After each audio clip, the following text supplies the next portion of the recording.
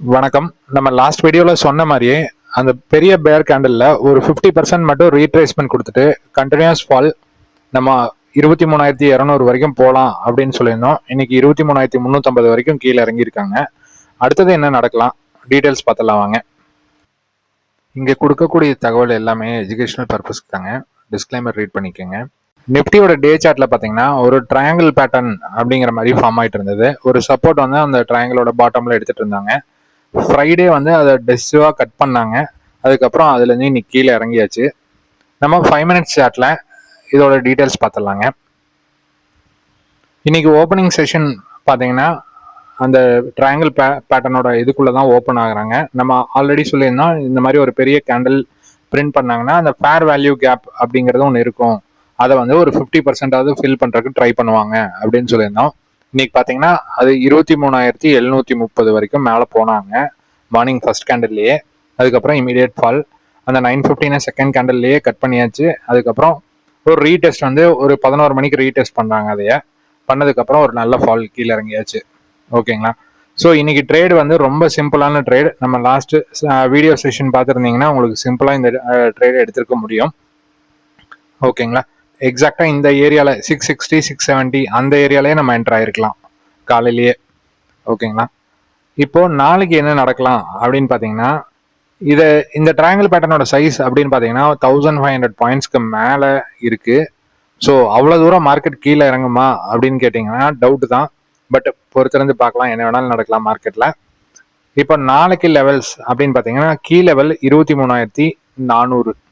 23,400க்கு மேல மார்க்கெட் இருந்ததுன்னா immediate target பார்த்தீங்கன்னா 23,500 520 அது வரைக்கும் மேலே போறதுக்கு வாய்ப்புகள் இருக்கு. அதே கீழே இறங்குற மாதிரி இருந்ததுன்னா ஃபர்ஸ்ட் டார்கெட் பார்த்தீங்கன்னா 23,320 ஃபர்ஸ்ட் டார்கெட். அதை கட் பண்ணி கீழே இறங்கும்போது ஒரு பழைய கேப் ஒன்று விட்டுருந்தாங்க. அந்த கேப்பை பண்ண டைம்ல அந்த கேப்பை ஃபில் பண்றதுக்கு ட்ரை பண்ணுவாங்க. அது 23,150 வரைக்கும் கீழே இறங்குறதுக்கு வாய்ப்புகள் இருக்கு. அந்த 150ஐயும் கட் பண்ணி கீழே இறங்குறாங்க அப்படிங்கும்போது மட்டும் 23,080 வரைக்கும் கீழே இறங்குறதுக்கு வாய்ப்புகள் இருக்குங்க.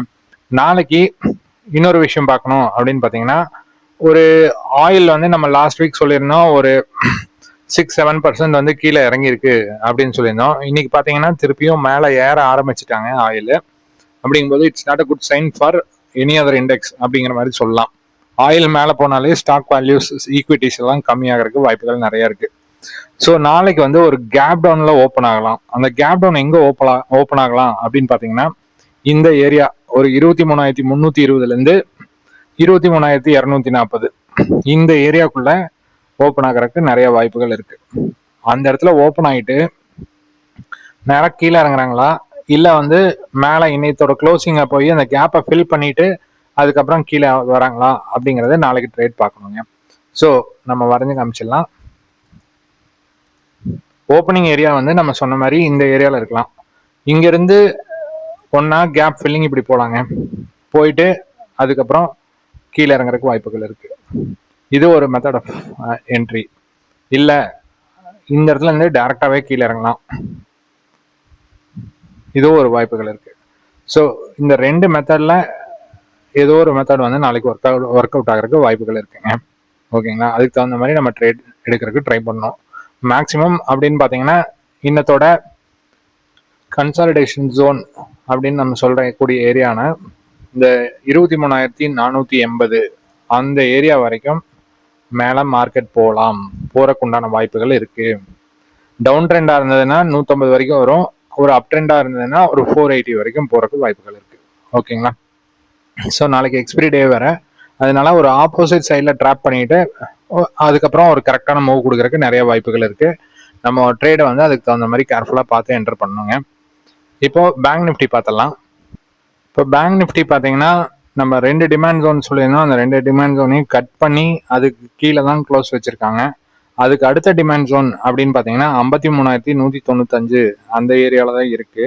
அது வரைக்கும் மார்க்கெட் கீழே இறங்குறதுக்கு வாய்ப்புகள் நிறைய இருக்கு. நாளைக்கு ஓப்பனிங் வந்து 53,750க்கு மேல இருந்ததுன்னா ஒரு ஹை போறதுக்கு வாய்ப்பு இருக்கு. இல்ல இது கீழே தான் ஓப்பன் ஆகுது அப்படிங்கும்போது ஃபர்ஸ்ட் டார்கெட் பார்த்தீங்கன்னா 53,150, அதையும் கட் பண்ணும்போது 52,710 வரைக்கும், அதாவது இந்த கேப்பை கம்ப்ளீட்டா ஃபில் பண்றதுக்கு வாய்ப்புகள் நிறைய இருக்கு. ஓகேங்களா? இது வந்து பேங்க் நிஃப்டியோட லெவல்ஸுங்க. கீ லெவல் அப்படின்னு பார்த்தீங்கன்னா 53,700 அப்படிங்கிறது கீ லெவல். அந்த 700க்கு மேலே இருக்கும்போது ஃபர்ஸ்ட் டார்கெட் வந்து 968, அதுக்கு அடுத்த டார்கெட் 54,160. இது வரைக்கும் ஒரு ஹை போகிறக்கு வாய்ப்பு இருக்கு.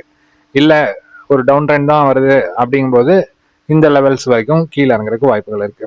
ஓகேங்களா? ஸோ இதுதான் வந்து நாளைக்கு உண்டான ட்ரேடிங் பாசிபிலிட்டிஸுங்க. அப்புறம் ப்ரீமியம் லெவலில் ஒரு ஓடிஎம் லாஜிக் அப்படின்னு சொல்லிட்டு இன்னைக்கு ஒன்று போஸ்ட் பண்ணியிருப்பேன். அதோட பேசிக் மட்டும் இப்போ பார்த்துடலாங்க. இன்னைக்கு நம்ம டெலிகிராம் குரூப்ல நான் வந்து ஒரு ஓடிஎம் லாஜிக் அப்படிங்கிற ஒரு ட்ரேடை போஸ்ட் பண்ணியிருப்பேன். அது எப்படி எடுக்கிறோம் அப்படிங்கிறத ஒரு சின்ன எக்ஸ்பிளனேஷன் பார்க்கலாங்க. இப்போ 23,300 நோக்கி தான் மார்க்கெட் போக போகுது அப்படிங்கிறத நம்ம நேற்று வீடியோலயே சொல்லியிருந்தோம். ஏன்னா அந்த லெவலை கட் பண்ணி கீழே வரும்போது அடுத்த சப்போர்ட்டான 23,300 வரைக்கும் வரலாம் அப்படிங்கிற மாதிரி. ஸோ 23,300 காலையில் ஓப்பன் ஆனது பார்த்தீங்கன்னா ப்ரீவியஸ் டே க்ளோஸ் அதுக்கு கீழே தான் ஓப்பன் ஆகுறாங்க. ஓப்பன் ஆகிட்டு அது பார்த்தீங்கன்னா ஒரு 23,200 ஹைக்கு மேலே கட் பண்ணி சஸ்டைன் ஆகும்போது இந்த இடத்துல ஒரு 17 ருபீஸ் அப்படிங்கிற ஏரியாவில் என்ட்ரி போட்டிருந்தோம்னா நம்மளுக்கு மினிமம் பார்த்தீங்கன்னா ப்ரீவியஸ் டேவோட ஹை அதுதான் டார்கெட். அந்த ப்ரீவியஸ் டேவோட ஹை பார்த்தீங்கன்னா ஆல்மோஸ்ட் ஒரு 90% ப்ராஃபிட் கிடைக்குங்க. 90% வந்து ரிட்டர்ன் ஆன் இன்வெஸ்ட்மெண்ட் கிடைக்கிற மாதிரி நம்ம ஒரு என்ட்ரி இந்த இடத்துலயே போட்டிருக்க முடியும். ஓகேங்களா? ஸோ மார்க்கெட் கீழே தான் போக போகுது, எது வரைக்கும் போக போகுது அப்படிங்கிறத நமக்கு கிளியரா ஸ்ட்ரக்சர்ல தெரிஞ்சிருச்சு. அப்படிங்கும்போது நம்ம இந்த மாதிரி ஒரு கம்மி ப்ரைஸ்ல இருக்கிற ப்ரீமியம்ல எப்படி நம்ம இன்வெஸ்ட்மெண்ட்டை டபுளா பண்ண முடியும் அப்படிங்கிறதுக்கு இது ஒரு எக்ஸாம்பிள்ங்க.